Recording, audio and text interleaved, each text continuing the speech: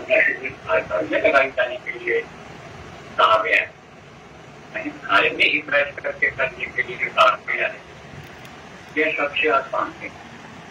और शुभ मुहूर्त में शुभ मुहूर्त देख करके ये शुरू किया है और एक समय पर शुरू होगा।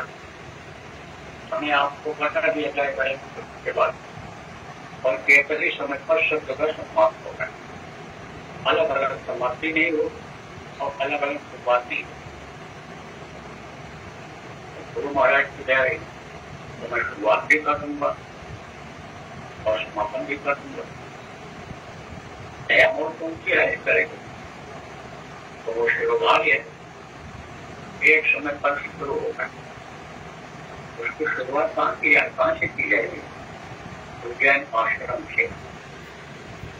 और समापन कहाँ कहीं भी रहेंगे वहीं से कर देंगे, ऑनलाइन होगा और आप ऑनलाइन शुरुआत बम्बई से समापन करा पहुँच नहीं सकता हूँ तो उज्जैन में शुरू करेंगे।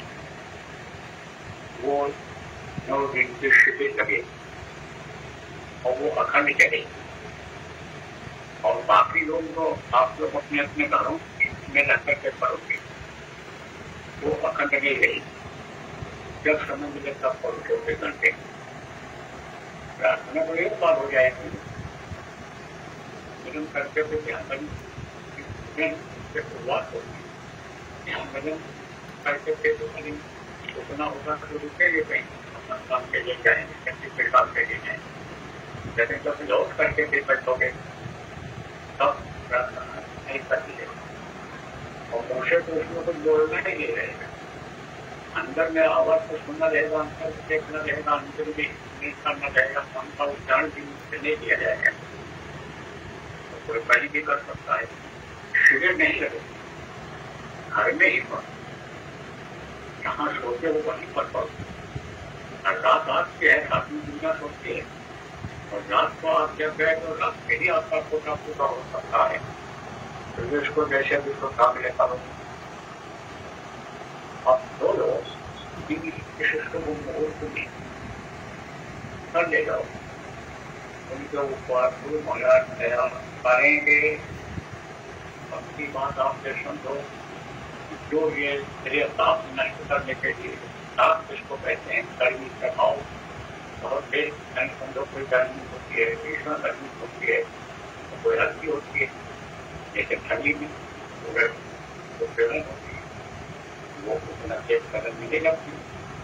गर्मी जब आती है तो वो इसकी कराने लगती है, तपाने लगती है। ऐसे ही ये प्रियता, ये तमोगुण, रजोगुण और सतोगुण, इन तीनों को खत्म करना है, इनका प्रभाव खत्म करना है।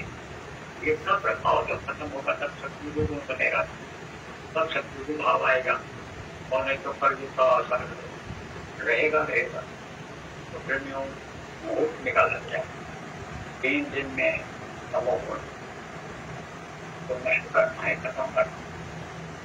बिल्कुल मुर्दा कर देना, खत्म नहीं हो। एक तो पड़ा रहता है लेकिन एकदम बिल्कुल उसका असर खत्म हो जाता है और 3 दिन उसके बाद मेरे को वो खत्म करना है, सबको 3 दिन में खत्म करना है।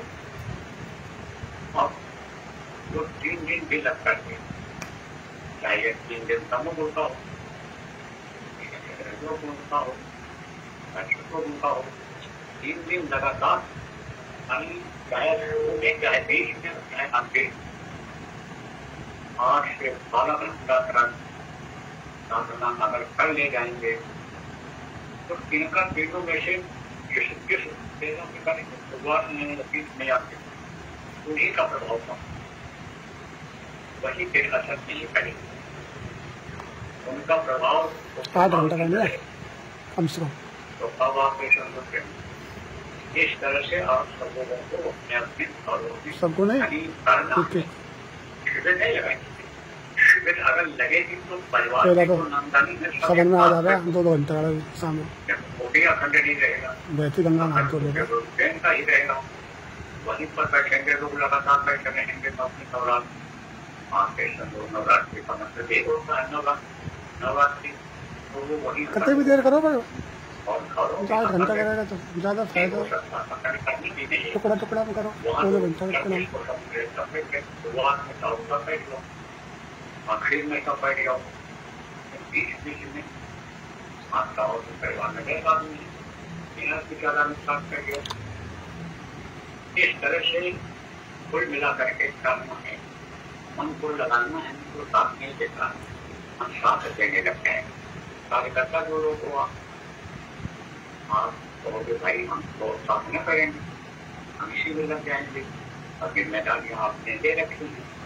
कार्यक्रम आपके तो बड़े बड़े होने जा रहे हैं राष्ट्रीय स्तर पे, कार्यक्रम मौका करें, लेकिन लोगों ने अपनी जिम्मेदारी दे रखी है, सेवा का भाव बना रखा है, सेवा करनी है।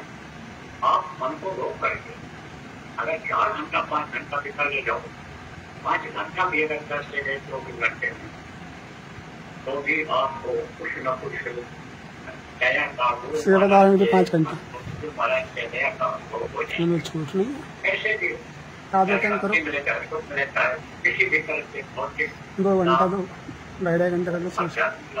वो तो आपके ऊपर है, आपके सत्ता है और निर्भरता के ऊपर है, जिसका सरकार निर्भर होता है। 3 दिन तो करो कम से कम 9 दिन में,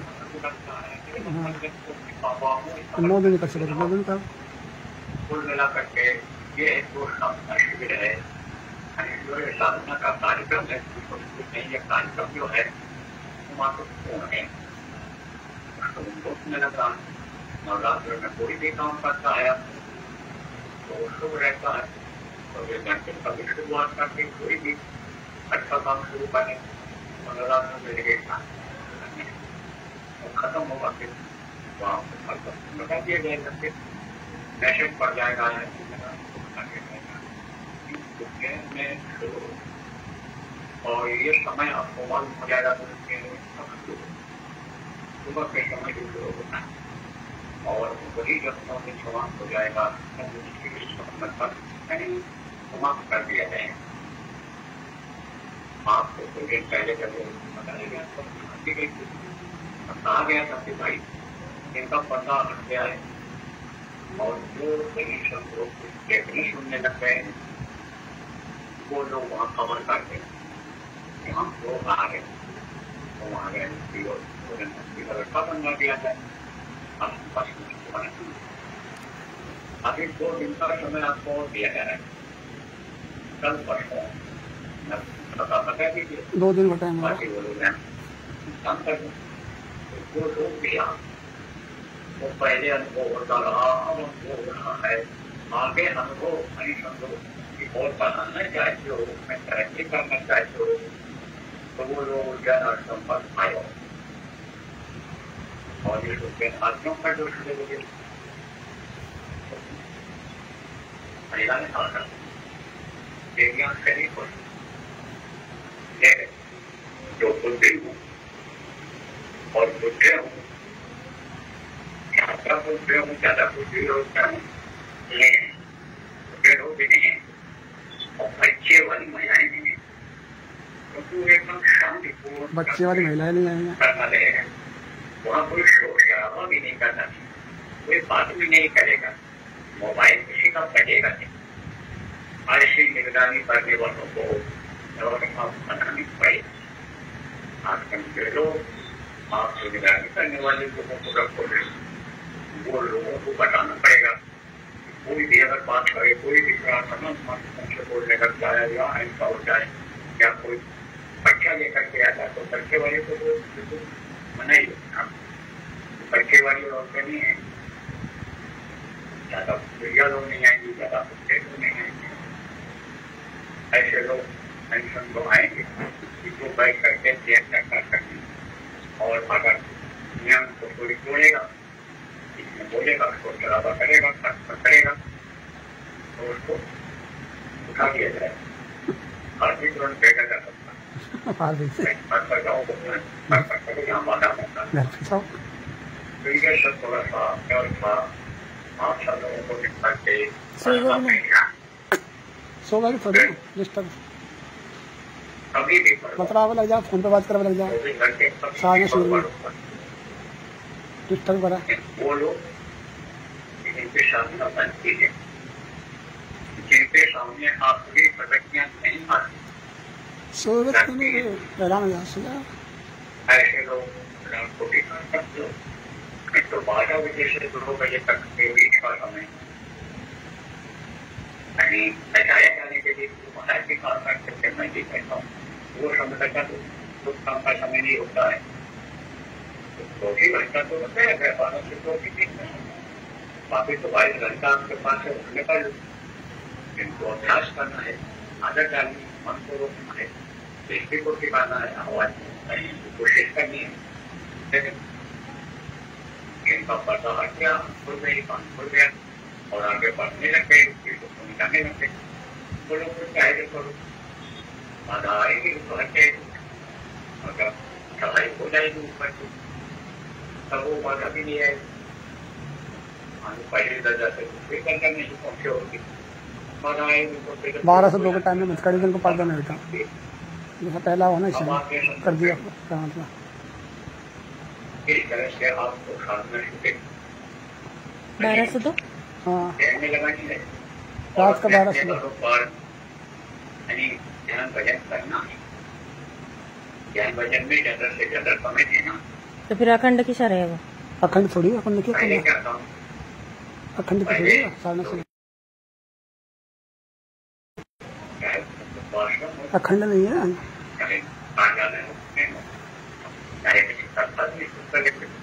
अब कहीं नहीं है, अगर साधना करना है तो विज्ञान पर ही बातें कर सकते हैं, जाने की जरूरत कहीं नहीं किसी को। अपने अपने घरों में ही आप सब लोगों को नवरात्र में देखो आप शुरुआत की कैसे होती और एक समय पर उसी समय पर शुरुआत हो जाए, शुरू प्रतिज्ञा करना है पकड़े और उसी शुरू मोड पर खत्म हो जाएगा।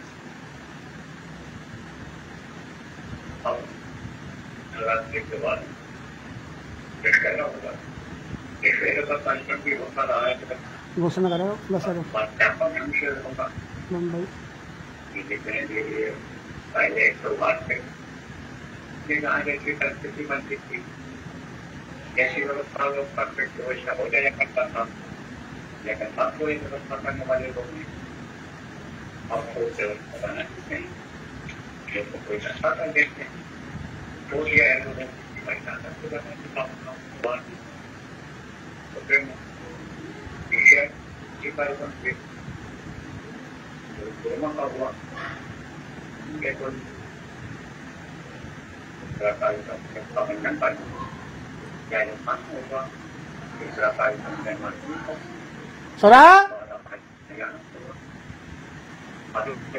का कार्यक्रम ये मुंबई में है, मुंबई में होगा। एनआरसी में पहले से निकलना चाहते, लेकिन समय कम होने के कारण परमिशन वगैरह में दिक्कत आती थी, बारिश भी उस समय बहुत तेज थी, तब कुछ समय स्थगित कर दिया गया।